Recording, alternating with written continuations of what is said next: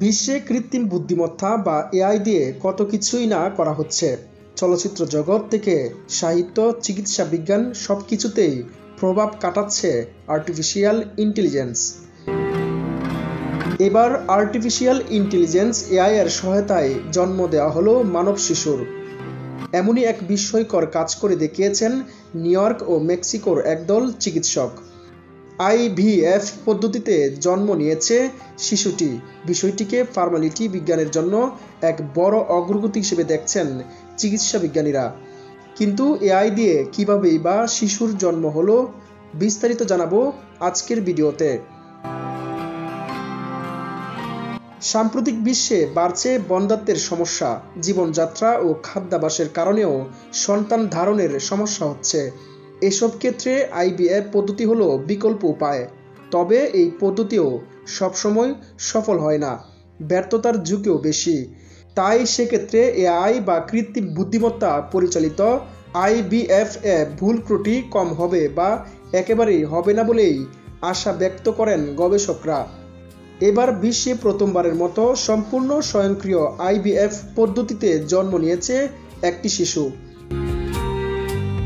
Sperm injection বা ICSI নামে পরিচালিত আইভিএফ এর একটি গুরুত্বপূর্ণ ধাপের মাধ্যমে সম্পূর্ণ স্বয়ংক্রিয় সিস্টেম ব্যবহার করে প্রথম শিশুর জন্ম হয়েছে বলে দাবি গবেষকদের।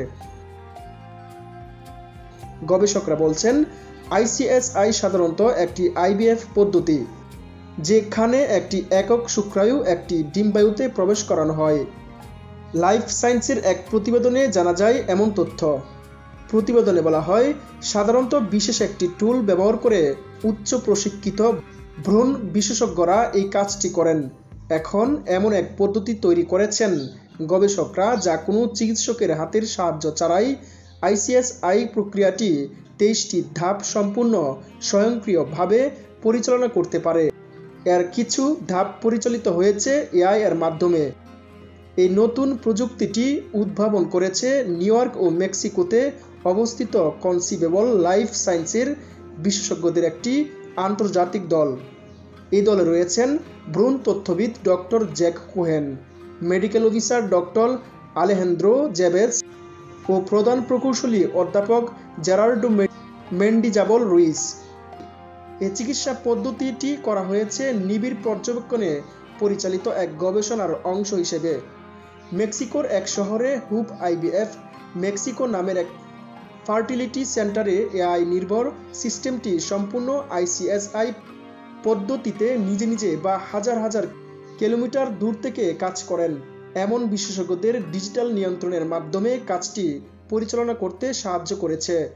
লাইফ সায়েন্সের এই প্রতিবেদনে আরও বলা হয়, পুরোপুরি স্বয়ংক্রিয় সিস্টেমের মাধ্যমে তৈরি ভ্রূণটি হিমায়িত অবস্থায় থাকে এবং এরপরে এটিকে স্বাভাবিক তাপমাত্রায় অর্ধতরল অবস্থায় এনে নারীর জরায়ুতে প্রবেশ করান গবেষকরা, যার ফলে এক স্বাস্থ্যকর গর্ভাবস্থায় জন্ম হয়েছে একটি পুত্র সন্তানের। বর্তমানে স্বয়ংক্রিয় প্রক্রিয়াটি ম্যানুয়াল পদ্ধতির তুলনায় কিছুটা বেশি সময় নিলেও গবেষকরা বলছেন, আরও বিকাশের সঙ্গে সঙ্গে এই পদ্ধতির কাজের সময় কমে আসবে। এমনকি অন্য দেশ বা দূর থেকেও পদ্ধতিটি পরিচালনা করা সম্ভব। তাদের দাবি, এই সাফল্য থেকে ইঙ্গিত মিলে সম্পূর্ণ স্বয়ংক্রিয় আইসিএসআই কেবল সম্ভবই নয় বরং কার্যকর।